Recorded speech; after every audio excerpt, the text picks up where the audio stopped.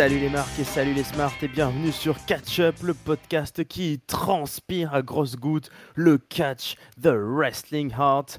Nous sommes ici pour le SmackDown du 26 juin 2020 au Performance Center, en permanence ici chaque semaine. Nous faisons des performances, c'est le centre des performances, des analyses de catch, on décortique, on critique, on résume les shows de la WWE et qu'on sort. Je suis Raphaël pour ce show bleu exceptionnel, ce show bleu au parfum de maison de retraite. Alors donc, qui mieux que l'ami Papy pour en parler? Comment vas-tu, Papy? Comment ça se passe là-bas à la maison? Bonjour Raphaël, bonjour les petits enfants.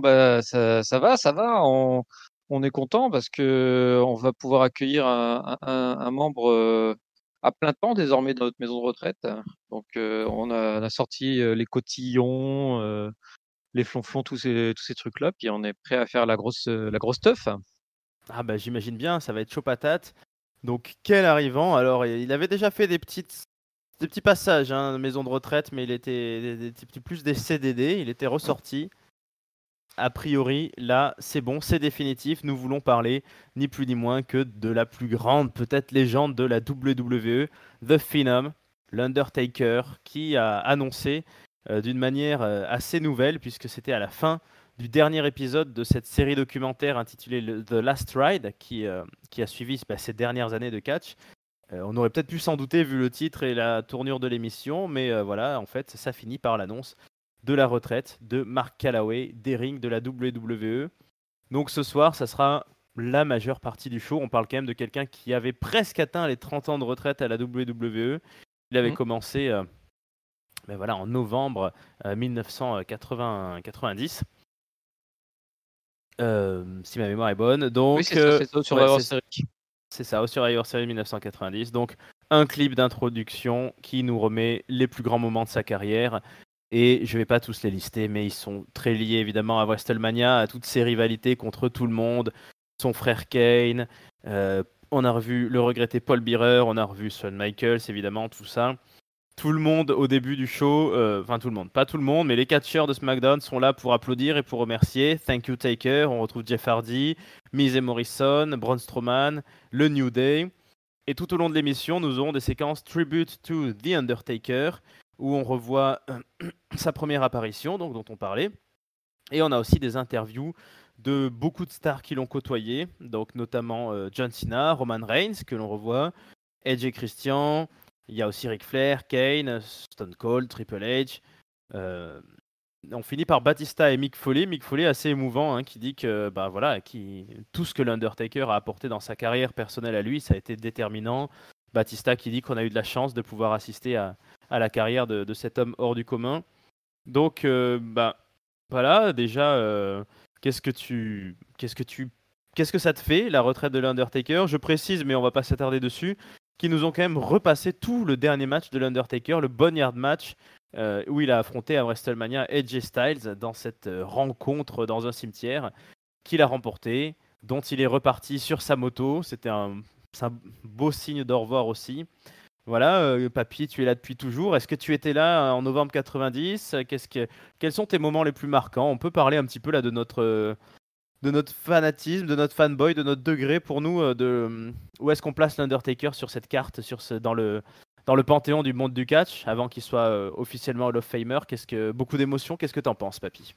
Ah, ouais, c'est très émouvant. Moi, je me souviens de l'année 90, c'était une année où je pouvais aller encore pisser tout seul. Donc, tu vois, c'est marquant pour moi de te retrouver cette époque-là d'il y a 30 ans où j'étais en pleine autonomie. C'était beau. Mhm. Plus sérieusement, ouais, en fait, j'étais en train de réfléchir pendant que tu parlais à est-ce que l'Undertaker est la plus grande star de tous les temps et du catch. Et en fait, je me disais, j'ai l'impression qu'il est un poil moins mainstream que l'a été par exemple Hulk Hogan ou Cena peut-être maintenant, ou le Rock forcément.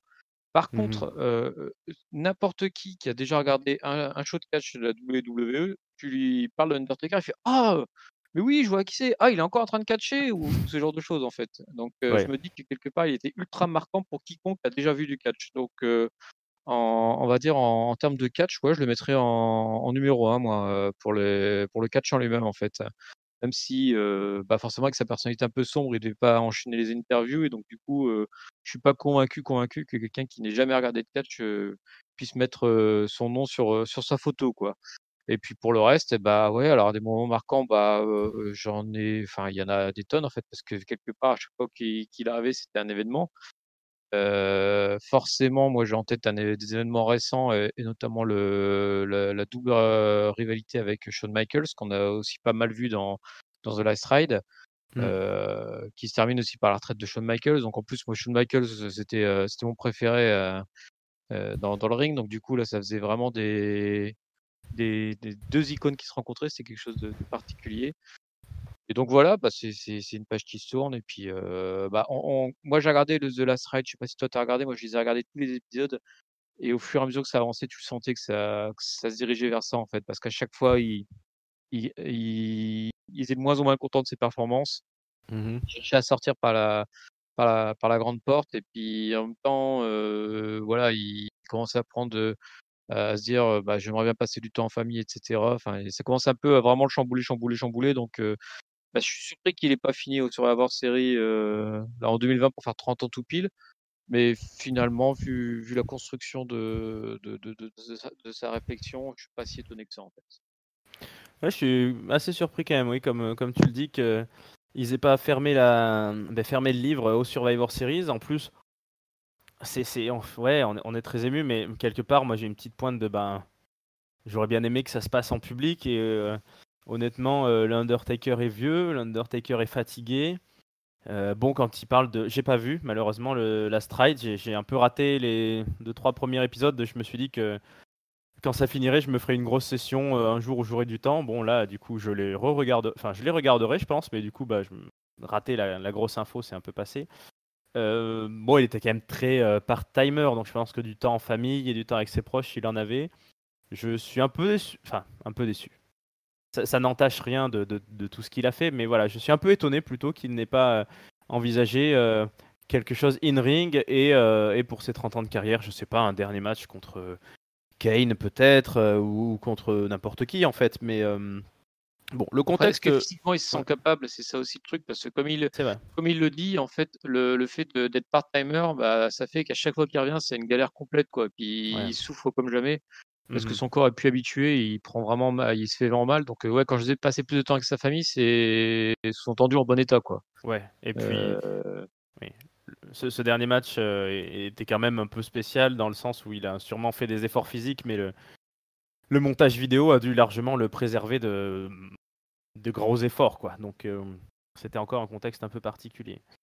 Moi, je pense que Ric Flair a dit la bonne phrase, hein, c'est que c'est le plus grand personnage, en fait, de l'histoire de la WWE. Il y a cette musique, il y a cette entrée, il y a toute cette gimmick qui fait que, oui, si on prend à l'échelle, mondiale, mainstream, il est beaucoup moins connu que, voilà, un The Rock qui est, superstar de Hollywood, que John Cena ou peut-être même que Batista maintenant qui joue pareil, dans les films Marvel, ou Hulk Hogan évidemment, mais dans cet univers des fans de catch, c'est la gimmick ultime en fait, on a envie de dire.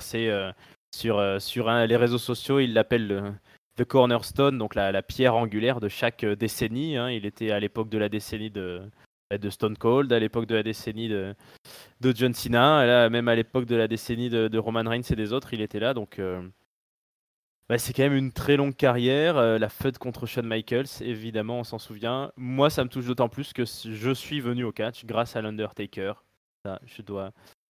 Ça restera pour toujours le premier mec que j'ai vu sur un écran, sur un ring, et que je me suis dit, tiens, c'est quoi ce truc? C'est un peu autre chose que du sport quand même, puisqu'il y a un mort-vivant qui est là, donc c'est un peu étonnant. Et c'était la feud à l'époque, c'était contre Edge, contre La Familia, avec Vicky Guerrero, avec tout ça, donc ça reste pour moi de très haut standard dans ma tête. Et il y en a eu beaucoup depuis. Est-ce qu'on peut dire que le premier match de WrestleMania contre Shawn Michaels, pas celui de la retraite de Shawn Michaels, mais celui d'avant, est-ce que c'était peut-être un des plus grands matchs de la WWE qu'on ait connu? Peut-être, ouais. En plus, c'est celui-là, je crois, où tu as l'Undertaker qui a 2 doigts de se tuer en faisant son saut par-dessus les cordes là, Ouais, je sais plus comment on appelle cette prise, mais bon, en gros, il saute par-dessus les cordes et puis il ratterrit, enfin, tu as Shawn Michaels qui tire un caméraman ouais, et il ratterrit, la tête en avant sur le sol, l'ami, Taker, hein. ouais, ouais. Oh, c'était un match. C'était un match incroyable. N'hésitez pas à revoir. De toute façon, les meilleurs matchs de l'Undertaker, il y a sûrement des DVD où il va y en avoir d'autres, mais bah ouais, une légende du catch qui s'en va et qui tire sa révérence. Donc, The Cowboy finally rides away. Le cowboy, finalement, nous quitte. Yes. Et puis tu vois, en fait, il le dit, alors je crois que c'est dans The Last Ride qu'il en parle. Bon, désolé s'il y a un petit spoiler, sinon bouchez-vous les oreilles pendant 1 minute. Mhm.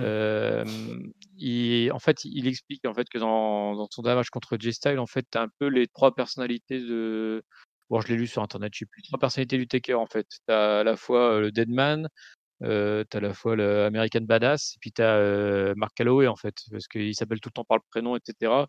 Donc pour lui, c'est une manière, en fait, de bien fermer le bouquin sur son personnage, en fait, en disant: «Bah, voilà, j'ai ce match-là, il récapitule tout ce qui s'est passé pour moi et donc du coup, bah, avec ce match-là, je mets un beau point final à l'ensemble de mon histoire, en fait».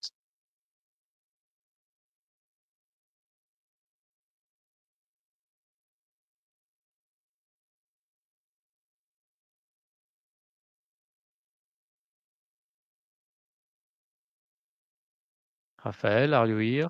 D'ailleurs, ça te paraît une bonne chose, une bonne fin? Excuse-moi, ça a coupé, j'ai pas entendu ta question.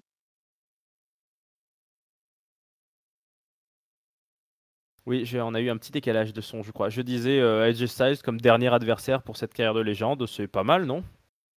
Oui, bah, c'est pas alors c'est pas pour deux trucs, d'une part, parce qu'effectivement, AJ Styles, c'est le mec qui va, te donner, pour ton argent, en fait, en termes de catch et je pense que globalement, dans le roster actuel, tu as pas beaucoup, de mecs meilleurs que lui, en termes de personnalité, enfin comment Mhm. dire?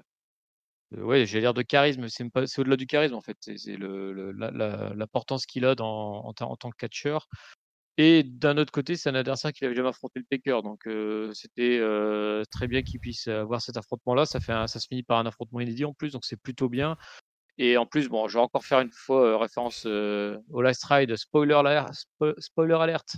Regardez-le. Voilà, vous avez bien bouché vos oreilles, j'y vais. Tu le vois en fait dans le reportage qui quand il regarde AJ Styles, le Taker, il se dit: j'aurais bien aimé faire un match contre lui, ce gars-là» Mhm. et a priori, en plus, ils se connaissent, enfin les femmes respectives se connaissent ou je sais plus quoi, enfin rien, bon je veux pas aller, là-dedans, mais bref, c'était un choix pas totalement innocent, en fait et voilà quoi, donc bah, c'est un très bon choix, c'est une bonne manière de finir, et puis, voilà, ça fait je pense que tout le monde ressort gagnant de ce dernier match. Ouais, je suis bien d'accord avec toi. Et alors, petite dernière question sur cette affaire. Est-ce que tu aurais quand même un regret? Est-ce que s'il y avait un adversaire que tu aurais voulu voir contre l'Undertaker, alors évidemment pas contre un Undertaker tout cassé en morceaux, mais contre un Undertaker correct, là dans le roster actuel ou dans le roster passé, qui aurais-tu aimé voir par exemple sur la streak de WrestleMania et qui n'y est pas, ou un adversaire qui n'a pas eu une feud contre l'Undertaker que tu aurais aimé voir? Est-ce que tu as une idée en tête? Bah, en fait, c'est marrant parce que je pense à quelqu'un, mais qui pourtant a déjà eu son match contre le Taker, c'est Bray Wyatt. Ouais. Parce que Bray Wyatt, il a tellement été loin dans son multi-personnage, et cetera. Alors j'aurais bien aimé contre un Taker, valide par contre, hein, parce que je crains que malheureusement notre ami Bray soit pas capable de porter un match, contre le Taker, à lui tout seul. Mais du coup, j'aurais bien aimé voir, le Wyatt qui sort un peu tous ses personnages contre l'Undertaker et pour voir un peu ce que ça donne, vraiment un truc mystique, confrontation de personnage contre personnage et du coup, que ça permette en fait de voilà, de confronter les 2 univers, à leur plus haut, on va dire. C'est malheureusement, en termes comment dire? D'années de présence, ça collait pas trop, quoi. Wyatt est arrivé vraiment sur la fin de l'Undertaker et le Wyatt, du Bayou, même s'il est sympa, il était pas encore, au top, en fait, pour moi du personnage de Bray Wyatt, en fait. Donc bon, voilà, c'était pas le ils sont pas croisés au bon moment, en fait. Ouais, il a été un peu, ça donnait un peu l'impression que oui, le petit jeune avait été un peu sacrifié, hein, parce que il y a eu plusieurs trucs. Il y a eu même les Brothers of Destruction contre la Wyatt Family au complet. Et puis, ouais, non, c'était un peu, les vieux ont toujours gagné, donc la passation de pouvoir a pas été trop faite. Moi, je pensais à Jericho. Ça avait été dit un moment, hein, Jericho à WrestleMania contre l'Undertaker. Ça aurait fait un beau match aussi. Bon, là, c'est fichu. Et puis dans le roster actuel, bon, il y en a plein, hein. Je pense qu'on aurait bien aimé voir Daniel Bryan ou Seth Rollins contre le Deadman. Mais voilà, ça restera des Dream Match. Mon petit regret perso, ça reste de ne. Bah, du coup, je ne le verrai jamais en live, contrairement à certains de nos amis qui ont eu cette chance à catch-up et sur le Discord. Il était annoncé à Paris lors d'un des derniers événements de la WWE à Paris et finalement il a été remplacé par Triple H. C'est pas mal aussi, mais c'est pas l'Undertaker quand même. Oui, c'est sûr que le voir, en house show, ça doit être quelque chose qui doit vraiment filer les frissons, quoi. Bah écoutez, si vous nous écoutez et que vous avez eu cette chance, n'hésitez pas à nous raconter. On va s'arrêter là. On aurait beaucoup de choses à dire sur sa carrière. Ça ferait presque une émission, ça ferait presque un docu. Mais bah, n'hésitez pas à nous donner vos témoignages de fans de catch, de l'Undertaker, son meilleur match, qu'est-ce qu'il vous a apporté, quand est-ce que vous êtes, où est-ce qu'il en était dans sa carrière quand vous êtes arrivé dans cet univers. Et puis nous, on va continuer. Donc le show continue, show must go on, comme dirait l'autre. Voilà. Et malheureusement, bah, tout ça est un peu battu en brèche parce qu'au milieu du ring, nous avons King Corbin avec son beau manteau d'hermine et qui se moque complètement de l'Undertaker. Il est vraiment irrespectueux. Il dit que le dernier match du cimetière, c'était parfait parce que l'Undertaker n'est plus qu'un vieux sac d'os. Que s'il a tenu 30 ans de carrière, c'est impossible. La seule solution, c'est voilà, c'est de kiss le ass de la famille, du boss. Voilà, qu'il a été sous protection. Et que à cause de gens comme lui, bah, des petits jeunes comme Corbin ont été gardés un peu au niveau en dessous. Il le traite d'égoïste son of a bitch. Je ne vais pas traduire, c'est vulgaire. Trouvez sur internet la traduction. Donc il dit I don't thank you. Il insulte presque les fans qui sont autour, les jeunes du Performance Center qui eux chantent des thank you takers. Il va même jusqu'à dire Callaway, you suck. Et là, il se fait démonter par derrière par Jeff Hardy qui arrive à toute vitesse et qui le fout dehors. Dans les coulisses, Jeff Hardy au micro, on dira que pour lui c'est l'inverse, hein. C'est tout l'inverse de Corbin. Pour lui, l'Undertaker c'est une idole, c'est un mentor. Que dans le mont Rushmore de la WWE, il devrait y avoir 4 visages de l'Undertaker. Donc c'est un fan absolu et qu'il est prêt à défendre l'honneur de son idole. Et ce sera le main event de ce soir, on nous l'annonce. Baron Corbin, enfin King Corbin contre Jeff Hardy. Alors est-ce que t'aimes bien cette intégration de la retraite de l'Undertaker dans le scénario? Est-ce que Corbin est bien passé dans son rôle d'irrespectueux petit con? Oui, bah, enfin, quelque part, bon, Corbin, on sait ce qu'il vaut, c'est toujours, ça fait toujours un petit pincement au cœur quand on le voit arriver parce qu'on se dit toujours: «Ouh là, ça risque d'être pas top». Mais d'autre côté, là, moi, j'aime bien qu'on capitalise vraiment sur tout ce qui se passe, en fait, dans le monde du catch et du coup, bah, là, la retraite du Taker, c'est bien qu'un mec qui soit vraiment le méchant, absolu, du show bleu, de toute façon, parce que c'est pas le plus puissant, mais c'est celui que personne peut piffrer, quoi, de toute façon.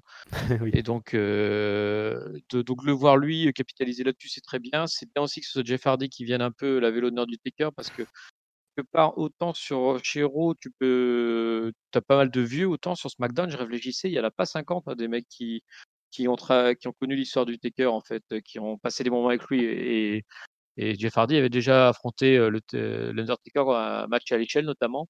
Ouais. Donc quelque part, c'est bien que celui qui vienne défendre, l'honneur, en fait, du Taker. Donc bah, oui, bah, pour moi, c'est le segment qu'il fallait, en fait, pour qu'il y ait, après, ce long hommage au Taker.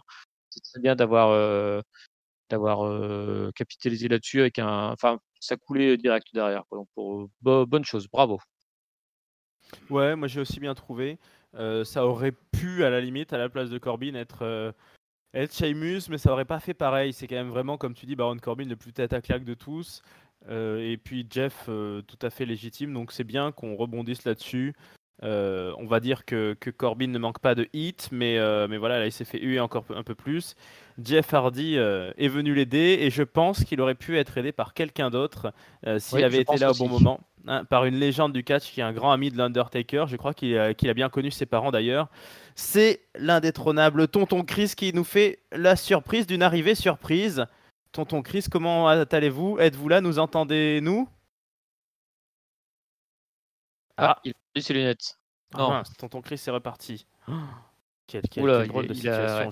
il J'espère était que... vexé par ton introduction, je pense. Oh non, le pauvre. Bon, ben voilà. Mesdames et messieurs, il y avait tonton Chris dans le channel avec nous, mais il a dû avoir un souci informatique ou être inconsolable ou pleurer peut-être à chaudes larmes encore de. Il n'est pas encore prêt à en parler, je pense. C'est possible, c'est possible. On verra plus tard s'il nous fait la surprise de revenir et d'ouvrir, de parler quelques mots. Peut-être qu'il nous fait un retour façon Chris Jericho il y a quelques années, là, quand il revenait pour ne pas dire un mot. Sauf que comme Ouais, on n'a pas. il nous fait il veut tourner heel, je pense, tonton. Ouais, il fait beaucoup d'efforts pour ça. Par contre, la WWE n'attend pas le retour de tonton Chris et on continue les affaires. Alors, tu l'as dit dans notre Discord, hein, tout le planning de la veille a été un peu. Enfin, tout le planning de ce SmackDown avait été un peu modifié. Il y avait par exemple des matchs annoncés justement AJ Styles contre Drew Gulak, hein, je m'étais pas trompé, qui était annoncé. Il y avait ce match-là, le Jessal contre Gulak pour la ceinture, et le toast de Sheamus à Jeff Hardy aussi qui est annoncé normalement. Mais donc, du coup, on voit que Jeff Hardy a un autre programme. Hein. Mhm. Ouais, ouais. Ben, là, on a eu. Donc, pardon, je reprends. On a eu ce soir des matchs pas très prévus et donc un Fatal 4-Way pour le titre pour le titre Fatal 4-Way féminin pour le titre de Bayley entre Alexa Bliss, Nikki Cross, Lacey Evans et Dana Brooke. Une étrange affiche où aux commentaires nous avons encore, comme toujours, Sasha Banks et Bayley qui viennent. Donc là, on a des alliés, hein, des associations sur le ring, ce qui cause un peu la confusion. Nikki Cross tente à un moment donné un roll-up sur Alexa Bliss. Alexa Bliss s'éloigne et est visiblement surprise, mais voilà, Nikki lui dit je t'aime, I love you, mais voilà, ce titre, ça va plus loin que ça. Donc elle comprend, Alexa Bliss, elles s'affrontent un peu l'une l'autre de manière digne, voilà, légale. Euh, Dana Brooke à un moment donné prend une phase de domination et fait même un Swanton Bomb sur Lacey Evans, mais elle réussira pas à passer le tombé. Alexa Bliss domine et tente son Twisted Bliss sur Dana Brooke, mais Dana Brooke lève les genoux, et ça, quand on lève les genoux, ça fait toujours très très mal. Ah, ça fait mal, hein. Ouais. Et Lacey Evans s'énerve. D'ailleurs, Bailey le dit. N'oubliez pas que Lacey Evans est toujours là. À un moment donné, Lacey Evans remonte sur le ring. Elle met son Woman Right dans la tronche de Dana Brooke. Par contre, elle ne voit pas Nikki Cross qui lui porte un roll-up et 1, 2, 3. Bailey affrontera Nikki Cross à Extreme Rules, qui est annoncé comme un horror show, c'est ça. Et oui, ils aiment bien mettre des sous-titres maintenant au pay-per-view. Et voilà, et donc le Horror Show, est-ce que ça correspond à ton sentiment pour ce Bailey versus Nikki Cross qui a célébré avec Alexa Bliss? Elles sont toujours copines. Rassurez-vous, messieurs, dames, si ça vous inquiétait cette question. Non, mais là, pour le coup, avec Nikki Cross, on en parlait la semaine dernière, finalement, c'est la seule fille de SmackDown, hormis Sacha et Bayley, qui bénéficie d'un vrai belle mise en exposition, je vais y arriver, et qui a un bon push depuis quelques semaines, même quelques mois. Donc, je trouve que c'est un bon choix pour affronter Bayley de choisir Nikki Cross. Après, le Fatal 4-Way était sympathique sans plus. Quelque part, mais c'est bien finalement que les filles puissent catcher un peu de temps en temps. Ça nous change de juste les voir blablater au micro ou lors de s'asseoir sur l'arrière d'une voiture en train de pleurer sur leur sort. Pourquoi ces quatre-là, j'en sais rien. C'était peut-être les quatre seuls qui étaient dispo ce soir-là, qui du coup ont enregistré le match. Mais par contre, ouais, Nikki Cross, bon choix, je pense. Même si enfin, à force, on dit on se doute à chaque fois, mais finalement, est-ce que ça va arriver un jour? On pense en tout cas que la vraie personne, la vraie rivalité de Bayley, ça sera contre Sacha, mais en tant que vu que Sacha, elle est partie vers Asuka, bah, je trouve que c'est un bon second choix d'avoir pris notre ami Nikki Cross. Et du coup, on se retrouve avec deux matchs sympas en prévision pour oui, je sais plus c'est quoi, Horror Show, Extreme Rules. Ouais. Ouais, moi ça c'est une opposition qui me convient là pour le coup ça voilà, c'est le thème de la soirée, je pense que c'est un bon choix. Je suis d'accord avec toi. Quand j'ai vu déjà un peu surpris par ce Fatal 4-Way, j'ai pas trop compris au début quand il y a eu les entrées si on partait sur un tag team match. Et des 4, ça me paraissait la plus légitime parce qu'on a déjà eu pas mal de FUD pour certaines. Elle est assez nouvelle.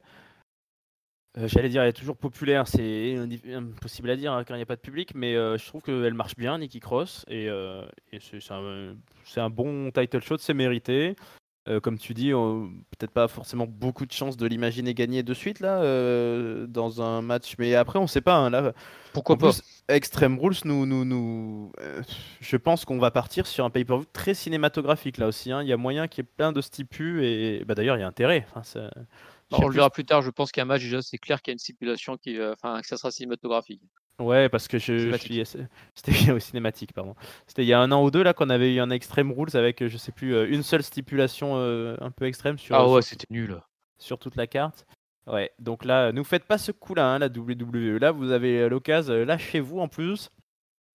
Peut-être, on en est très loin, mais on sait jamais. Avec un peu de chance, ça sera peut-être le dernier pay-per-view sans public, confiné. Enfin, ouais, à voir.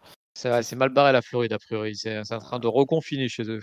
Ah ouais, bon, ben, Mince, bah ouais, j'ai lu la Floride et le ouais, Texas, ça repart à la hausse, les cas, donc du coup, ils reconfinent partiellement. Donc, c'est ouais. pas joyeux comme info.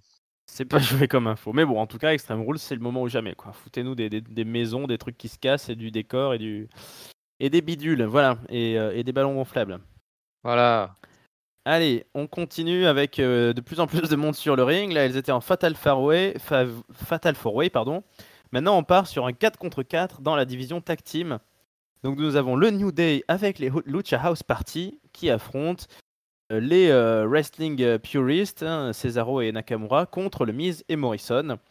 Donc, au début, Biggie commence fort en faisant un gros big splash sur le coin du ring au Miz. On a ensuite un échange plutôt sympathique entre Cesaro et les Luchadors, ça vole dans tous les sens.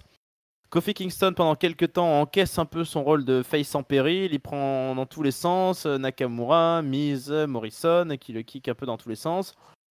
Les Luchadors finissent par revenir en tag, en homme légal.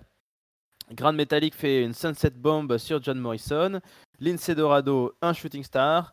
Il y a une espèce de fight chaotique pendant ce temps dehors. Alors les New Day et les artistes collectifs, ou je sais pas trop comment ils s'appellent, finissent par partir en se tapant à l'extérieur. Et au final, Lince Dorado envoie John Morrison dehors par une espèce de Huracan Rana énorme. Et Grand Metallic fait une descente du coude sur le Miz. Et c'est parti. 1, 2, 3. Victoire des gentils. Le New Day revient. Coucou. Et ils ont gagné. Ils sont contents. Est-ce que tu es content, toi aussi, papy, de ce moment? Ah oui, alors je suis content et je suis même très content. Je pense que cette fois-ci, nous avons enfin tonton. Tonton, est-ce que tu nous entends? Ah, mon son va pas être terrible, je vous vois tout de suite. Salut, Ritz. C'est qui là qui est là? C'est Papy. Et voilà. Yeah, Papy. Salut les gars. Salut. On est en train de commenter le monde merveilleux du show bleu le soir de la retraite de l'Undertaker. Et je me suis dit, c'est pas possible, il faut que je passe là. Oui, bah, en tout cas, j'étais content de ce tag team. Ça prouve qu'il y a Moi aussi. une division tag team qui est vivante du côté du show Oui, et ça fait plaisir. oui.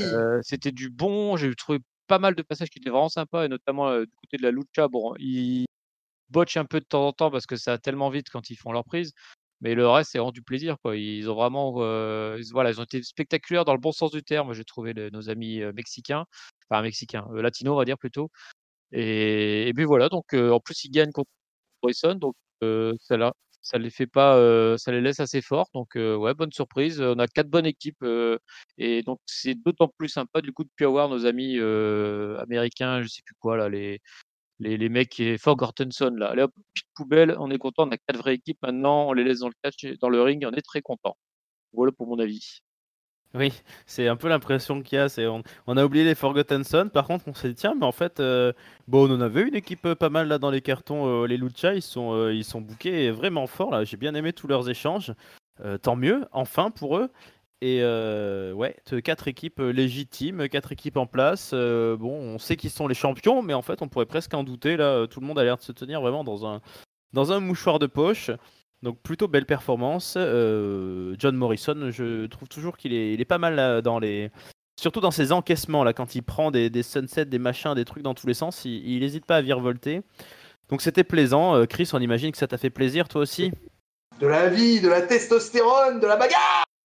J'aime bien quand il y a le bordel tout autour du ring, que ça se tabasse sur la rampe, ça se tabasse autour du ring, qu'il y a du monde qui tape dans les mains autour. Il y avait de l'ambiance dans ce SmackDown. Je sais pas si vous en avez parlé un peu au début, mais j'ai trouvé que ça m'a fait du bien en fait. Ça fait longtemps que j'avais trouvé qu'il n'y avait pas autant d'ambiance. Alors lié avec l'histoire de la retraite, le tribute to the Taker, mais Mais du coup, ce match tag team, il était bien cool. Et voilà, la tag team division du show bleu là m'a fait plaisir là, ce vendredi soir là. Donc c'était cool, un bon match. Je suis bien content que Cesaro et Nakamura soient les number one contenders. Et, bah non, bah ouais, gros blaze, gros bon moment de catch entre les cordes comme il faut, quoi. Avec Alice Dorado aussi qui a une shape. Wow! Grain Metallic, bon, lui, je pense qu'il aime bien les burritos, ses tacos et autres enchiladas. Mais Lince Dorado, regardez bien cet homme est dans une forme éblouissante. J'aime les hommes masqués. Forme éblouissante comme Tonton Chris, visiblement. Oui. Et tu disais number one contender, c'est officiel ça? On a un match New Day contre Ah Cesaro. bah ouais, pour moi c'est Papy, il va confirmer, je crois, hein, mais Bah, alors, moi, je l'ai pas entendu que c'est officialisé. Par contre, ouais, je sais pas. Moi, je pensais plutôt que du coup, on allait avoir un Cesaro Nakamura versus les Lucha House Party pour justement la place de number one contender, tu vois, vu le résultat du match. Mais ouais, peut-être, pourquoi pas, je sais pas du tout. d'accord. Bah, écoutez, moi je suis dans le doute là. Le doute m'habite tout à coup parce que pour moi c'était quasi clair que pour Extreme Rules on allait avoir un Cesaro Nakamura versus New Day. Et why not? Ouais, on va checker l'info. Why not? Mais peut-être wait and see pour le moment. En tout cas, il y en a un, tu vois, tu nous disais que t'aimais bien l'ambiance, t'aimais bien qu'il y ait beaucoup de monde. Il y en a un qui est un peu tout seul ensuite sur le ring.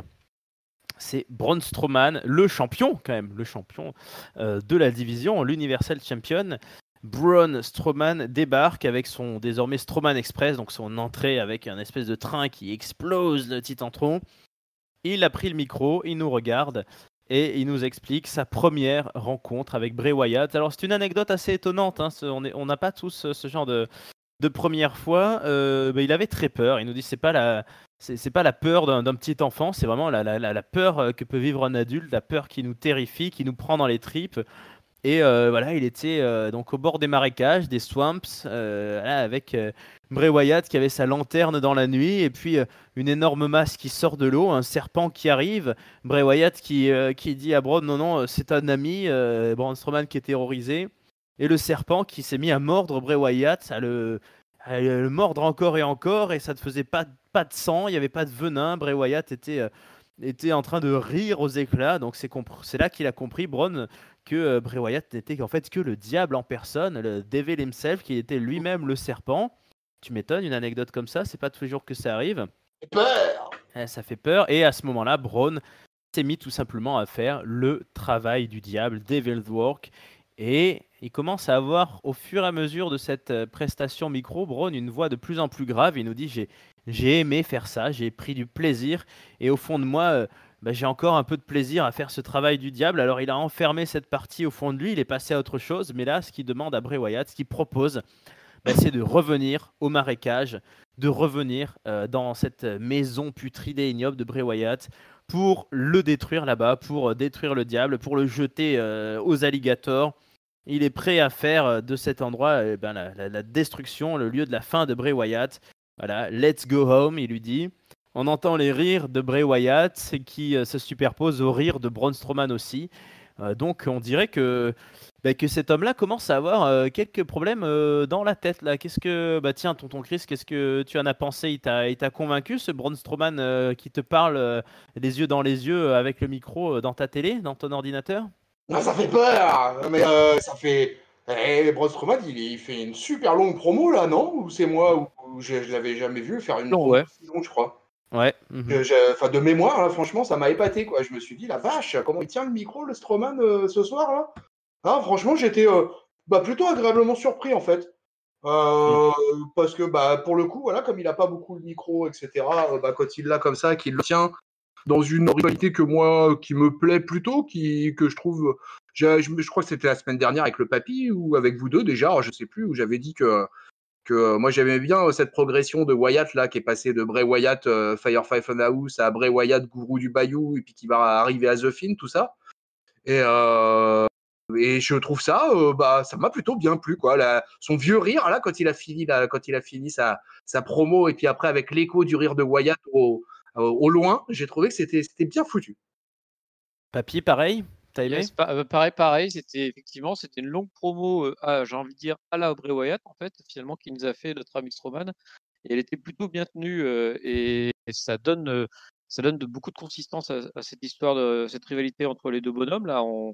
Ouais, moi je me demande est-ce qu'on n'est pas en train d'avoir un Braun Strowman qui a peut-être basculé petit à petit, vers son ancienne personnalité, à qui il avait essayé de combattre en fait tout du long de la rivalité et qui finira par céder en fait. C'est intéressant ça et du coup, bah, pour le coup, on en parlait pour Extreme Rules, là, je vois pas comment le match pourra être autrement qu'autour d'un marais avec un crocodile, quoi. Là, ça va se finir comme ça. Alors j'espère qu'il y aura pas notre ami, Ivar en train de jouer au mini-golf, à côté des crocodiles, mais un vrai truc de crado, quoi. Il nous faut du cradingue, du cradingue et du cradingue. Mmh. Il nous faut des t-shirts sales et tout ça. Moi, j'ai beaucoup aimé cette performance. Alors, peut-être un petit peu sceptique sur l'anecdote, le choix de l'histoire racontée, là, cette histoire de serpent qui mord Bray Wyatt, c'était un peu bizarre, mais tout la suite sur voilà, le fait qu'il a été convaincu par le gourou au final, hein, c'est ça, c'est bien de ça dont il est question, qu'il s'est mis à faire son travail, qu'il s'est mis à y prendre plaisir et qu'il est sorti de ça et que là, il veut aller affronter ses propres démons. Très convaincant, j'ai trouvé Braun Strowman et effectivement, je pense qu'on peut partir vers un match bien écrit et on est plutôt confiant puisqu'on a eu quand même la Firefly Funhouse qui était pas mal. Donc là, je suis très, comment dire, je suis très attentif et j'attends beaucoup de cette future suite de rivalité là. Et nous arrivons au main event là-dessus, hein. Main event. Mais oui, déjà. Déjà, ben voilà, on a quasiment eu 1 heure de show occupé par le moment dont on va reparler maintenant que Chris est là, la fin de carrière de l'Undertaker. Mais avant ça, donc, l'avait l'honneur justement de l'Undertaker, Jeff Hardy contre King Corbin et ce vilain King Corbin qui ne recule derrière aucun coup de vis, hein. À peine la cloche sonne, il se précipite sur Jeff Hardy, il lui donne une closest line, il domine un peu son vétéran, son aîné. À l'extérieur du ring, Jeff Hardy réussit à renverser une sorte de projection, à faire profit de sa propre force pour envoyer King Corbin à travers la table des commentateurs. On remonte sur le ring, Jeff Hardy tente un Whisper in the Wind qui est évité. Corbin envoie Jeff Hardy contre le poteau, bim, et il en profite pour poser au milieu du ring en imitant l'Undertaker, là un genou à terre et la main levée, ça c'est pas du tout respectueux. Et du coup on part à la pub et au retour de la pub en fait, tout le roster des gentils est arrivé autour du ring. Ça faisait plaisir à Tonton Chris. Une sorte de lumberjack match, mais ils n'ont pas vraiment joué leur rôle. Ils étaient juste là pour soutenir Jeff Hardy. Donc on a retrouvé Matt Riddle, Drew Gulak, les New Day qui étaient de retour, les Lucha House Party qui étaient de retour, Braun Strowman revenu, et même chez les filles, Nikki Cross et Alexa Bliss, Dana Brooke et Lacey Evans. Bref, beaucoup de monde pour encourager Jeff et huer Corbin, notamment Dana Brooke qui lui a envoyé quelques You Suck Corbin, tout ça. Et Corbin domine quand même, comme toujours, lentement, un peu de soumission. On tire un petit peu sur les bras, sur la tête. Mais Jeff Hardy finit par se réveiller. Il se remet d'un Deep Six, un Near Fall. À l'extérieur du ring, Baron Corbin se précipite à un moment donné. Jeff Hardy l'évite. Boum, les escaliers dans l'épaule. Ça fait très mal. Et ça fait tellement mal que Baron Corbin est mis sur le ring. Il reste étendu. Jeff Hardy grimpe sur le turnbuckle. Swanton Bomb. 1, 2, 3, Jeff Hardy a gagné, il lave l'honneur de son mentor l'Undertaker, le New Day est à fond, il secoue, il danse dans tous les sens, Corbin attaque Jeff Hardy par derrière, ça c'est pas bien, et il est pas très malin de faire ça devant tout le monde, effectivement Biggie débarque, il place un big ending à Baron Corbin, il relève Jeff Hardy, et là ils se mettent à faire signe à Braun Strowman, et ils disent allez viens Braun, allez viens t'amuser un petit peu. Braun Strowman, il se fait pas prier, il arrive running power slam pardon, sur King Corbin et puis tout d'un coup on montre Matt Riddle du doigt. Matt Riddle dit ouais allez moi aussi, il monte sur le ring, il enlève ses chaussures, il fait je sais pas comment ça s'appelle mais pareil un saut sur le turnbuckle, une espèce de swanton bomb et voilà, et tous les gentils célèbrent et on rend un dernier hommage en regardant sur le titantron le portrait de l'Undertaker. Émotion. Et King Corbin a pris cher dans sa gueule, donc est-ce que c'est pas tout simplement ce qu'on demande à un main event? Qu'est-ce que t'en as pensé, papy? Oui, bah, c'est ça. C'est exactement ce que tu le dis bien, c'était le feel good moment du main event avec, le gros méchant que personne peut piffrer qui s'en prend plein la tronche. En plus, il se prend une avalanche de finishers par un peu tout le monde, tous les gentils, tout le monde est heureux, on finit, on fait un bel hommage Bel hommage, pas tant que ça. Alors, je vais juste mettre un petit truc qui, moi, m'a chagriné un poil. C'est que j'ai trouvé qu'ils sont pas allés assez loin dans l'hommage au Taker, en fait. J'ai trouvé ça dommage qu'on n'ait pas, je sais pas moi, Corbin qui tente un chokeslam, ou Hardy qui, mine de rien, est assez agile, qui tente comment ça s'appelle là, le old school à marcher sur Ouais. les cordes. Je pense qu'il aurait pu. Enfin voilà, j'aurais bien aimé qu'il fasse 2-3 références au Taker durant le match, hormis sa pose avec sa main levée.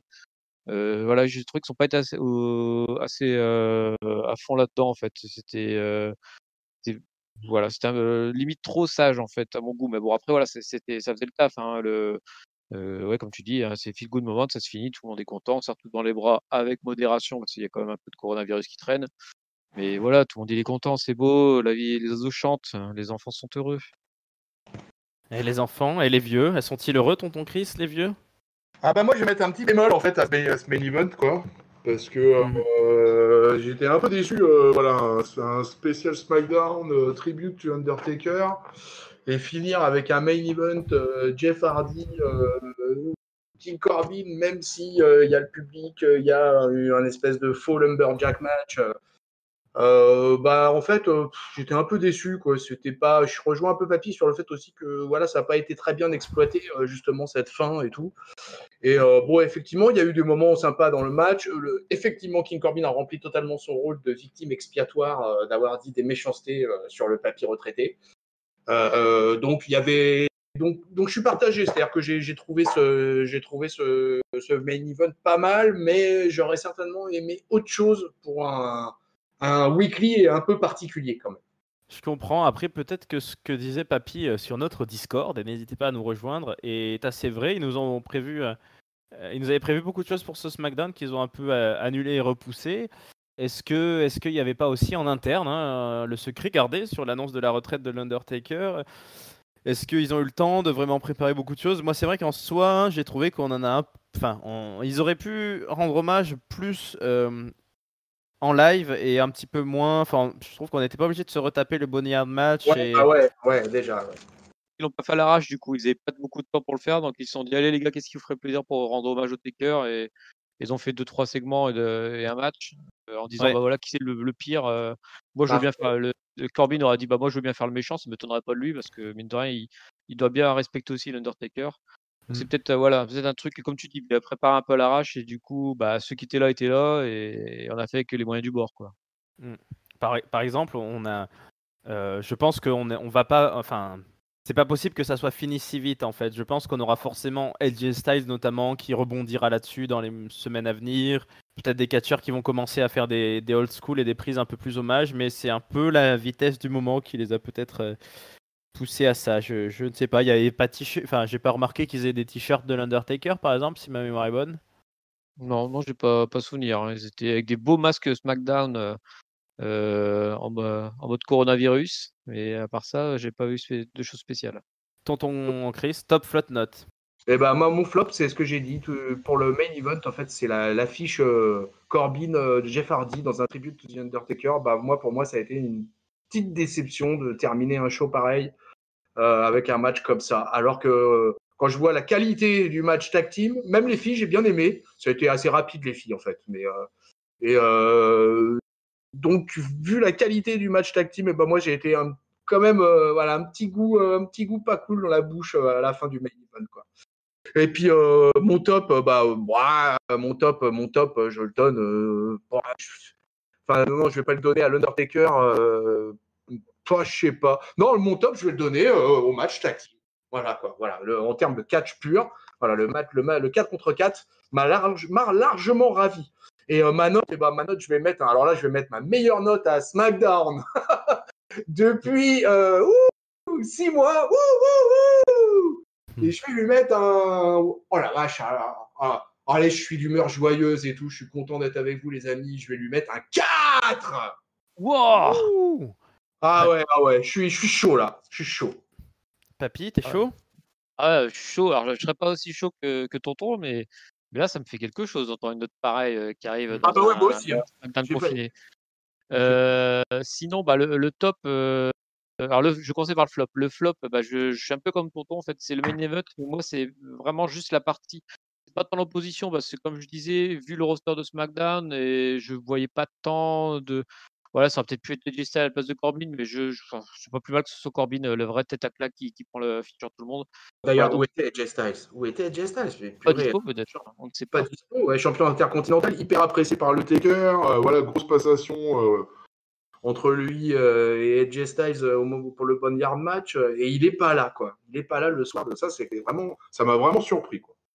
Ouais, c'est pour ça que je pense que c'est un truc qu'ils ont enregistré à l'arrache en disant, bah, tiens, si ça se trouve, les segments du prochain SmackDown sont déjà enregistrés, hein, les Gulak et AJ Styles, le segment, l'hommage de Sheamus à Jeff Hardy sont déjà tous enregistrés.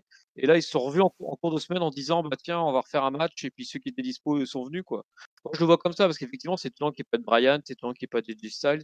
Il manquait quand même quelques têtes d'affiche hein, de Sheamus dans ce show.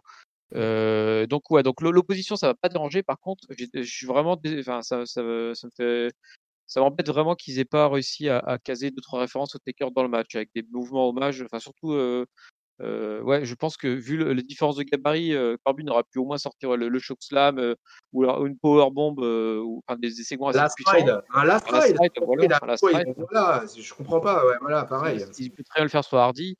Et Cardi est pas tenté des choses un peu plus voltigeurs que savait faire le Taker aussi. Enfin voilà, pour moi, il y a moyen de faire quelque chose. Bon, ils ont peut-être été vraiment trop à l'arrache, j'en sais rien. Mon top, alors j'ai beaucoup aimé aussi le catch des matchs par équipe et du four-way féminin. Mais moi, je suis pas comme Tonton. Je vais pas me priver de plaisir de donner un dernier top à l'Undertaker. Et donc, du coup, c'est pour lui. Peut-être la dernière occasion de lui en donner un. Donc, je lui donne mon top pour ce qu'il a apporté, du coup. Et on s'en est rendu compte au fil du show qu'il avait vraiment apporté un peu à tout le monde, quoi. Et ma note, allez, on va être un peu chaud aussi. Je vais pas être au point de donner un 4, mais je donne un bon 3 pour ce show parce que finalement, les tag teams ont bien évolué, les filles, ça a bien évolué, le Taker, l'hommage a été rendu, le Strowman Wyatt, c'était bon aussi. En fait, c'était pour ça que j'ai donné le même flop que Tonton, c'est qu'en fait, il n'y a pas grand-chose à jeter dans ce SmackDown. Et tiens, d'ailleurs, je monte ma note à 3,25. Allez, je suis chaud, chaud, chaud, chaud, chaud. Et ben moi je vais faire la moitié. Je vais donner ma note à 3,5. Euh, je- Moi je vais donner mon flop. Je comprends ce que vous avez dit sur le segment final. Moi c'est plutôt au début. Je vais donner mon flop au choix de la diffusion intégrale du Boneyard match et surtout sur cette diffusion très bizarre où on a eu un. Où, en fait, ils diffusaient le match et puis tout d'un coup, on voyait Michael Cole et Corey Graves nous dire attendez, hop, on fait un petit interview tribute to the Undertaker et puis on revenait à ce Boneyard match. C'était un choix assez bizarre Ouais. de conception. Voilà. C'est les Bon. pubs, non? Ouais, c'est les pubs, Ah oui, c'est sûrement. le pub. Bah, c'est sûr et certain, même. Oui, oui. Ouais, c'est les passages publicitaires qui ont fait des coupures un peu bizarres. Et le top, moi je suis comme papy parce que voilà, bah, l'Undertaker m'a pris par la main et m'a amené découvrir le glorieux monde du catch. Donc rien que pour ça, je le remercie. Top pour l'Undertaker et pour cette carrière. Et une petite note de 3,5 parce que oui, on a eu peu de shows sur le reste du temps, mais à la fois voilà, le petit push de Nikki Cross, le 4 contre 4 et la prestation de Strowman au micro m'ont plutôt convaincu. Donc c'était un bon show, j'ai trouvé. Peut-être pas à la hauteur de l'événement, mais en même temps, voilà, il y a un côté surprise un petit peu bizarre qui fait qu'à mon avis, on va aussi étaler ça j'en suis persuadé. On aura des références à l'Undertaker, Ouais. sûrement dans les matchs d'AJ Styles. Ouais, donc je suis pas étonné. Mais c'était bien. Et puis bah voilà, maintenant on va pouvoir rendre un peu hommage à cette légende du business. On l'a fait en intro. Et maintenant, on va laisser parler notre ami Tonton. Donc, ce que j'avais demandé à Papy en début de show, Tonton, tu l'écouteras quand tu reprendras la review, c'était tout simplement quels sont tes souvenirs de fan? Est-ce que tu te souviens du novembre 90 au Survivor Series? Quels sont tes meilleurs matchs de l'Undertaker? Voilà. Oh bah ouais, hein, bah, l'Undertaker, il est même dans ma maison, tu vois, quoi. Voilà, quoi. Il est présent, il est avec moi. Voilà, j'ai une petite effigie de l'Undertaker qui trône au milieu de mon salon. Et bah, l'Undertaker, pour moi, c'est un truc de fou parce que c'est 30 ans qui viennent de s'écouler avec ce gars-là. J'étais là, ouais, j'étais devant ma télé, je sais même l'endroit où j'étais exactement le jour où je l'ai vu pour la toute première fois, donc aux fameuses Survivor Series de novembre 90. avec tout le décorum qu'il y avait eu autour pour son arrivée et tout ça, quoi. Le match avec Dustin Rhodes, Rest in Peace, et il y avait, je crois qu'il y avait les frangins, enfin, non pas les frangins, il y avait Ned Hart et Bret Hart. Et c'était un truc de fou, hein. Et derrière, ce qui a suivi en fait derrière, ça a été quand même assez incroyable. Il y a eu les matchs face à Yokozuna, il y avait la personnalité de Paul Bearer aussi qui était super importante dans le lancement du Taker, quoi. C'est vrai. C'était un personnage mystique, voilà, avec la fameuse urne, tout ça, c'était quelque chose d'incroyable. Pour moi, qui ai vécu l'arrivée de Hogan avec la fin d'André et tout ça. Tout d'un coup, en 1990, voilà, il y avait ce personnage qui arrivait au milieu de mecs que j'adorais, quoi, comme le Macho Man, comme Tatanka. Il y avait plusieurs catcheurs comme ça que je kiffais super grave à l'époque. Et tout d'un coup, il y a ce mec, c'est un ovni, quoi. Et il y a eu après, il y a eu un espèce de passage un peu délicat parce qu'il y a eu la feud Undertaker versus le faux Undertaker. Ouais. Et puis là, derrière, la WCW a commencé à grimper, à grimper, et passer sur Canal en France. Donc du coup, pour suivre les shows de la WWF, il fallait se faire envoyer des cassettes, etc. Donc c'était compliqué, quoi, de suivre la WWF à l'époque. Et puis après, moi, dans les souvenirs, on va dire sur les années 90, vraiment, ça a été vraiment le match de 98 face à Mick Foley, quoi, hein, voilà, le King of the Ring, le Hell in a Cell match, quoi, qui a été, voilà, le premier match pour moi vraiment d'anthologie d'un Hell in a Quelle Cell. violence! Une violence ultime, un match hardcore incroyable. Et là, le Taker, après ça, il a pris une dimension. Voilà, c'était devenu vraiment l'emblème de la titulaire du côté de la WWF. C'était le concurrent absolu de la WCW. Et puis après, je ne vais pas vous dérouler tout ce qui s'est passé derrière parce que vous le connaissez aussi bien que moi, quoi. Mais c'est vrai que avoir vu en fait ce personnage en 1990 arriver, et là aujourd'hui, on parle ensemble à catch-up en 2020. Ce mec, il a 55 piges, voilà, 23 victoires à WrestleMania ou 24, je sais plus. 24-2, c'est ça son score final à WrestleMania. Multiple champion du monde, multi-ceinturé, tout ce que vous voulez de toute façon, quoi, vainqueur du Rumble, qui a changé de sa gimmick au fur et à mesure de sa carrière. Voilà, enfin, un gars.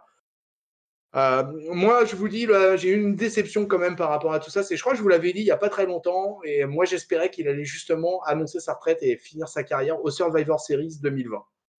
Voilà, pour boucler la boucle de manière totale, fatale. Pour faire les 30 ans.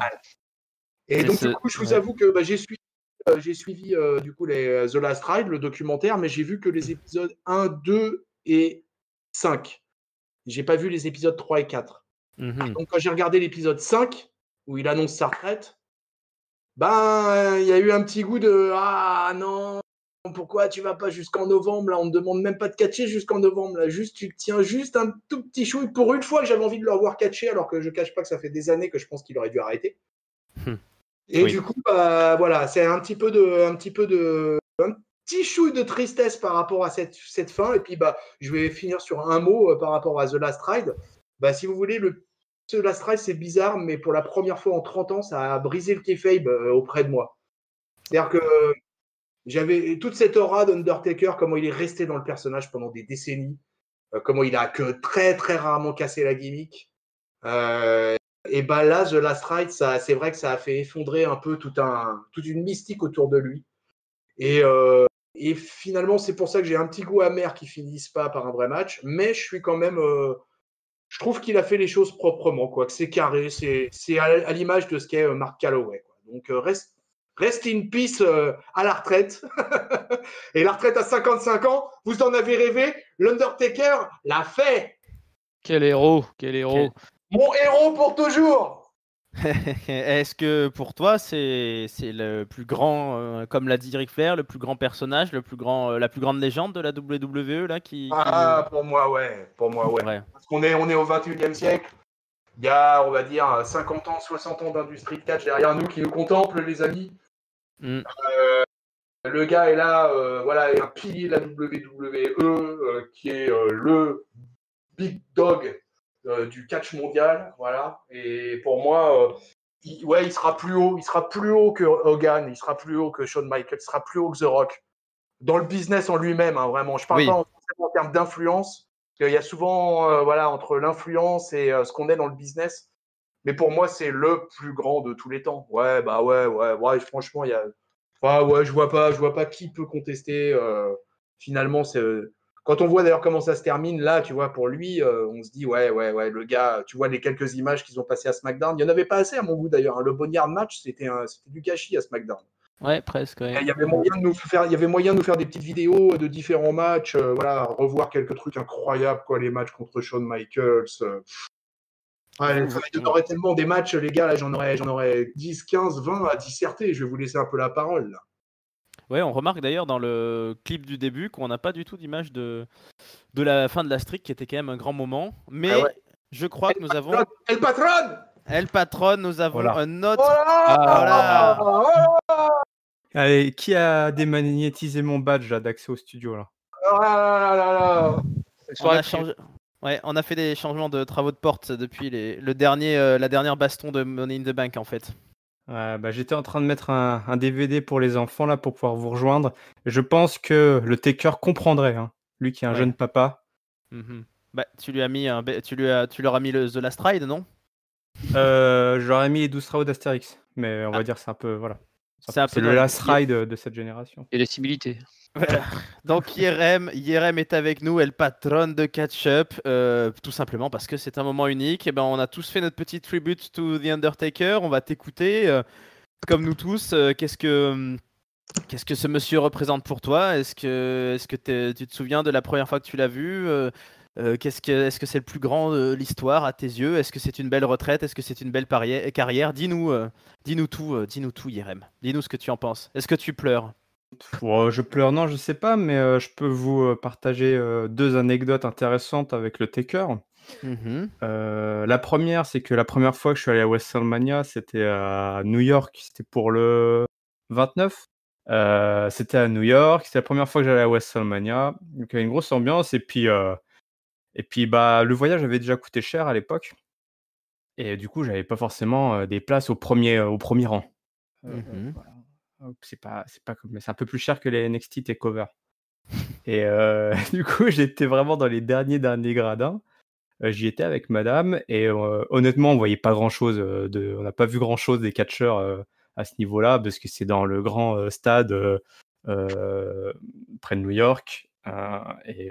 C'est tellement grand que franchement, quand tu es tout en haut, tu vois pas grand-chose. Mais un truc que je peux vous dire, c'est que quand tu as l'entrée du Taker et que tu as les flammes qui surgissent, et ben mon gars, tu étais réchauffé, quoi. Tu sentais les flammes, toute la pyrotechnie qui vient jusque toi. Et là, j'ai été soufflé et il n'y a pas à chier. C'est bien un truc que tu dois faire une fois dans ta vie en tant que fan de catch, d'assister à l'entrée du Taker. Alors, c'est facile de dire ça aujourd'hui parce que c'est un peu compliqué. Mais c'était assez incroyable. Pour dire, le Taker, il réchauffe nos cœurs, mais aussi il te réchauffe le visage quand il fait moins 10 degrés dans la banlieue new-yorkaise à 1h du matin. Autre anecdote, c'est que avec Giscal et Hank de Catch-Up, nous avons assisté à la dernière venue du Taker à WrestleMania. Oui. Puisque le Taker n'est pas revenu à WrestleMania, si vous me dites si je suis des bêtises. Alors WrestleMania public, hein, pas cet ersatz de WrestleMania qui était le Coromania de cette année. Mais la dernière fois qu'il est venu, qu'il a affronté quelqu'un sur ses terres dans son jardin à WrestleMania en public, c'était à la Nouvelle-Orléans face à John Cena. Et même si son match n'a pas duré très longtemps, c'était quand même un sacré spectacle. Donc c'est assez, c'est un peu le Taker, c'est le repère qui reste là. C'est le phare, quoi, hein, du catch, dans le monde du catch. Et c'est incroyable de dire que ce bonhomme-là, toute la carrière qu'il a eue. Donc je sais pas si c'était vraiment un hommage que je lui ai rendu, mais voilà, je voulais penser à ces 2 anecdotes. J'ai eu la chance de voir les 2 là, et ces 2 apparitions. Et il n'y a pas à dire, c'est pas grave si ces matchs durent 2 minutes. L'expérience, l'émotion était toujours au rendez-vous. On imagine, hein, c'est aussi pour ça qu'on est content que tu sois venu nous parler un petit peu, Yerem. C'est que on en parlait, nous on n'a pas eu la chance. Enfin, je sais pas, Chris, tu l'as vu l'Undertaker en live? Franchement, à chaque fois que je suis allé au show de la WWE, il était jamais dans la carte. Ouais. Donc voilà, j'ai vu des très grands de la WWE, je pense. J'ai eu la chance de voir des très grands, mais malheureusement, j'ai jamais vu live l'Undertaker. Quand j'écoutais religieusement parler El Patron là, parce que je me voyais, je m'imaginais si j'avais été là-bas, quoi, et dans quel état, dans quel état ça aurait pu me mettre un truc pareil, quoi. Mais non, malheureusement, j'ai jamais eu cette chance. Papy? Ouais, pareil, jamais vu. Et ça fait envie d'écouter IRM raconter ses instants magiques avec l'Undertaker. Ça donne Bon, envie bah d'être voilà, il est au jamais trop dernier tard, les gars, hein. De toute façon, il n'y a pas de retraite dans le catch, donc Non, voilà, ça n'existe pas. Bon, on est tous d'accord que c'est le moment pour aller à la cérémonie du Hall of Fame, là, sûrement l'an prochain. On parie sur une place directe. Obligé. Voilà, s'il a pas un ticket, si lui, il a pas un ticket direct, qui peut en avoir un, quoi? Ah, il a son coup de Barbie. fil. Brock Lesnar, peut-être. Ouais, et encore, ouais, c'est sûr. Très bien. Bah écoutez, les amis, je crois Les qu'on matchs, va. les amis, attendez. Ah oui, tu veux citer des matchs? Vous allez me parler. Sortez-moi un top 3 ou un top 5 là, de matchs, quoi. Hier, Bah moi, les 2 matchs que j'ai vus de lui, déjà, sont dans le top 3. déjà, ouais, voilà, d'office. Donc, c'était Autriche, quoi ça. le match? C'était quoi les matchs que tu as vus, du coup? C'était contre CM Punk et, Ouais. et l'autre contre John Cena. Ah bah, Alors, CM Punk, donc c'était le 29 alors. Ouais. c'est le 29, ouais. C'était contre CM Punk. Ah oui, c'était la même année que Triple H battait Brock Lesnar, c'était honteux. Il n'y avait pas que des grands moments. Mais contre CM Punk et son contre John Cena, quoi, qui était il y avait tout un sketch, un fil rouge, c'était très drôle, quoi. Et il y avait un frémissement dans la foule parce que, enfin, jusqu'au dernier moment, quoi, ils nous ont teasé le fait qu'il serait pas là, quoi. Et que John Cena était sur la rampe et il repart parce que il se dit merde, il va pas venir, quoi. Il lance son défi et ils ont attendu et dans la foule il y avait un frémissement, les gens commençaient un peu à abandonner l'idée que le Taker vienne. Ils ont vraiment super bien timé son arrivée et quand le gong a résonné, mamma mia comme on dit, je peux te dire que côté au milieu de tout ça, c'était assez incroyable donc voilà, ils sont tous les 2 dans mon top 3. Et puis je sais pas pour le 3e, il a fait des grands si, un match qui m'avait fait très plaisir. Alors c'est un peu a posteriori, c'est sûrement pas un de ses meilleurs matchs, hein, mais son match avec, Roman Reigns contre Drew McIntyre et Shane O'Mac. Quand tu vois le reportage là, c'était un super match en fait, dans ce que ça représentait pour le Taker. Dans sa tête, il se pardonne à moitié de ce qu'il avait fait, de son match, pas terrible contre Roman Reigns, même si moi j'avais trouvé très bien ce match. Donc s'il y avait un top 4, je mettrais celui contre Roman Reigns pour la symbolique. Mais voilà mon top 3. Réveille-toi, Paty! Oui, non, mais je faisais ma sieste là, j'étais bien Bah, je tranquille. sais, J'écoutais je t'entendais vos voix. ronfler derrière. Je t'entendais ronfler, là, j'entendais. J'écoutais vos voix, ça me berçait un petit peu.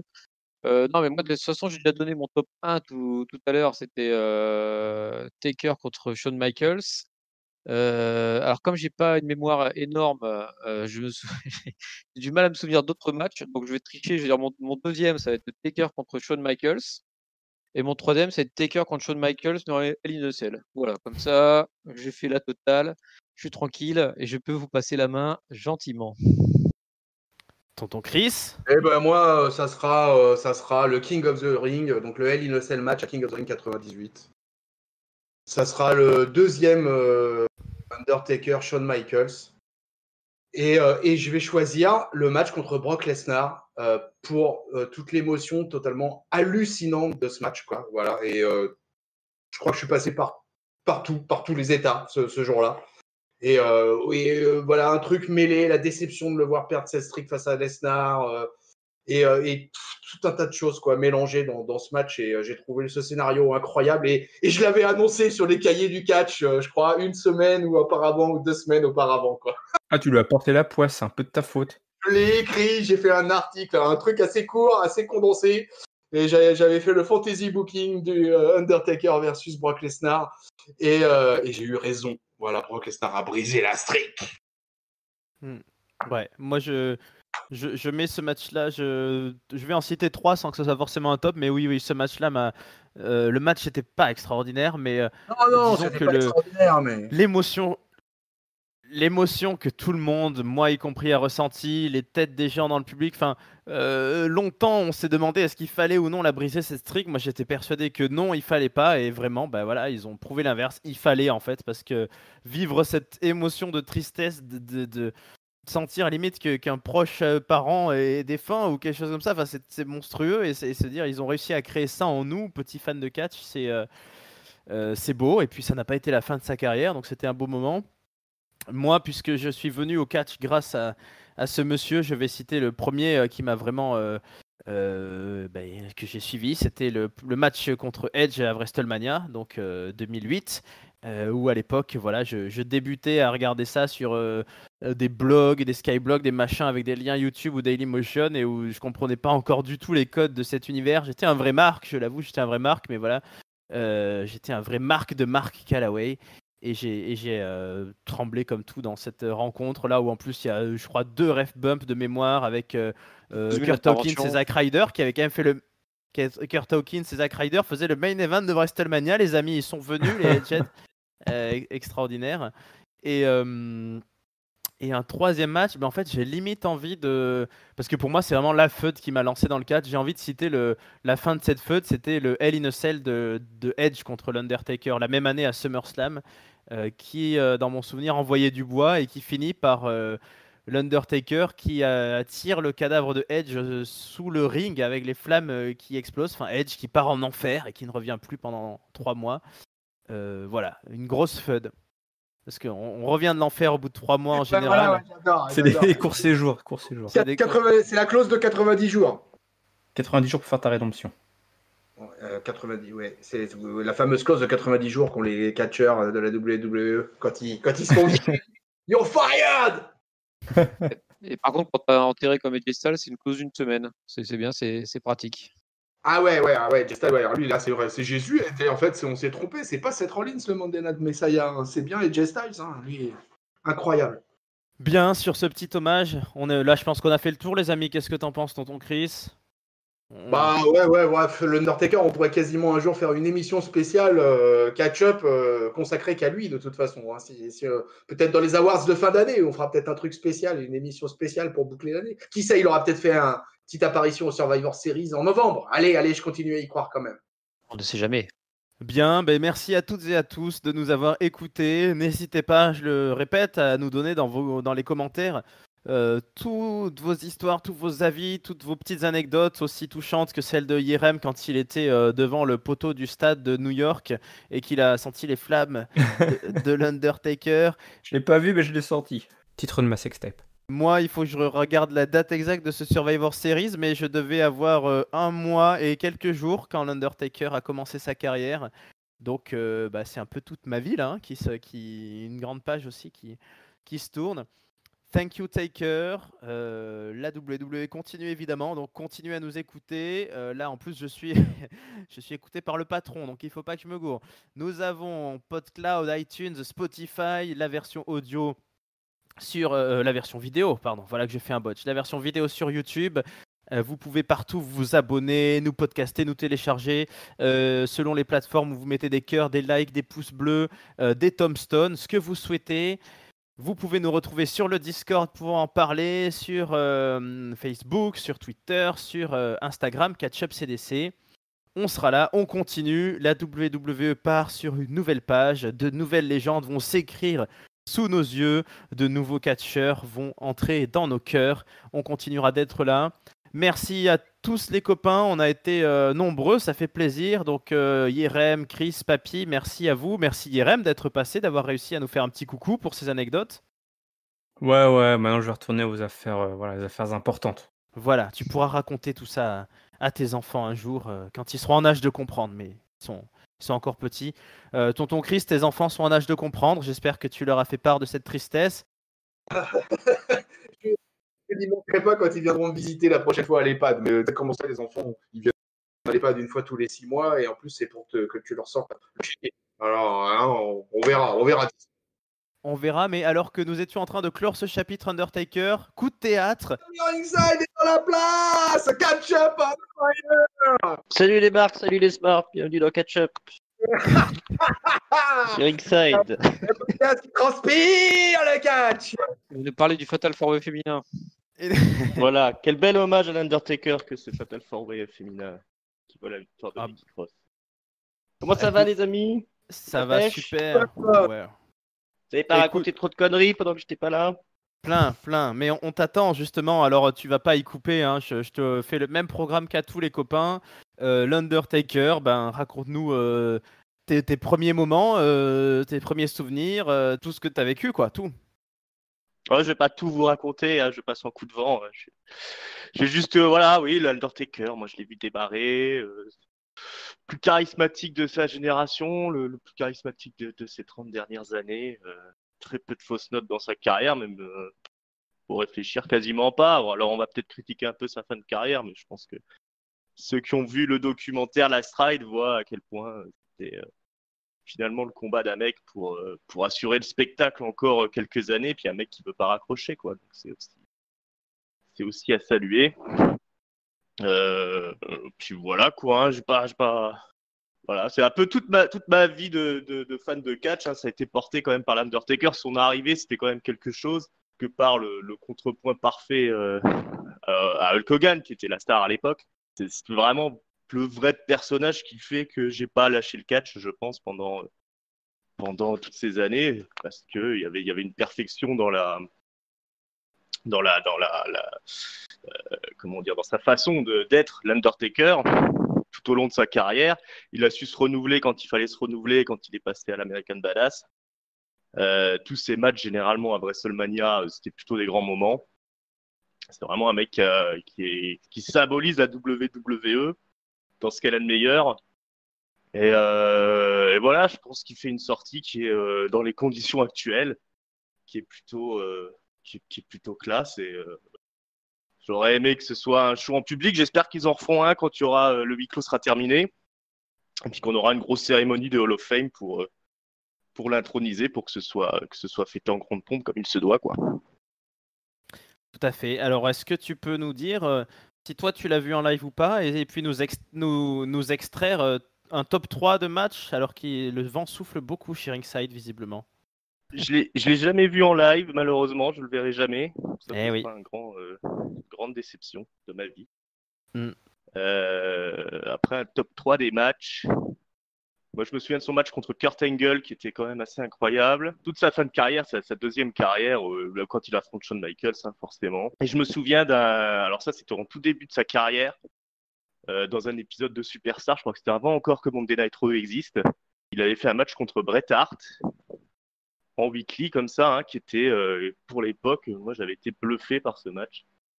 C'était ça fait partie des matchs qui m'ont aussi totalement converti au catch et à la WWE. Et ça c'était vraiment au tout début de sa carrière, quand il était encore le zombie imbattable qui vendait aucun coup. Et Bret Hart avait été le premier peut-être catcheur à résister un petit peu au Taker. Ça avait donné un match assez incroyable. On te sent très ému, Ringside. On te sent pleurer là. Ça va? Oui, j'écrase ma petite larme quand même. Et ouais. C'est un peu le dernier catcheur de ma génération finalement qui s'en va là. Et on reste plus qu'avec ceux qu'on a vus dans le ring cette semaine, quoi. Les petits cons. Ouais. Voilà. Jeune. Corbin, le nouveau Taker. Ouais, Wyatt, ouais. The Last Outlaw, hein. The Last Outlaw. Ah, qui sera le nouveau Taker? Ah, Ouais. ça, je sais pas. Hein. Ça, je suis pas sûr qu'il soit arrivé encore. Non, Il est peut-être pas. certainement pas né encore. Peut-être qu'il est en ce moment dans le salon de Yérem en train de regarder les 12 travaux d'Astérix. J'y travaille. Je fais all-in là-dessus. Hein. C'est mon projet. Bien, ben voilà, merci Ringside pour ce petit hommage. Ça nous a fait plaisir puisque nous avons eu toute la génération, là, ceux qui l'ont connu, qui ont vu ses débuts à New York, au Madison Square Garden, Survivor Series 90, ceux qui ont accroché les wagons en route, et puis nous avons tous ensemble assisté à cette fin de carrière assez inédite, qui a eu plusieurs périodes. On l'a cru fini à la fin de la streak, on l'a cru fini quand il a déposé ses vêtements après le match contre Roman Reigns. On l'a revu en Arabie Saoudite, on se demandait un peu pourquoi ici. tous de nous avoir écoutés. À nouveau, je reprends. Bon, tu m'autorises à ne pas refaire toute la promo, Yerem? Ça ira pour cette fois. Si Ringside ne nous entend plus, eh bien, on va toutes et à tous vous dire un gros au revoir. À la semaine prochaine. Continuez à suivre Catch Up. Gros bisous. Thank you, l'Undertaker. Merci, Mark Calloway.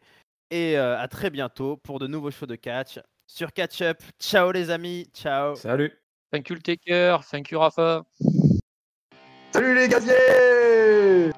Salut peuple de Gadget!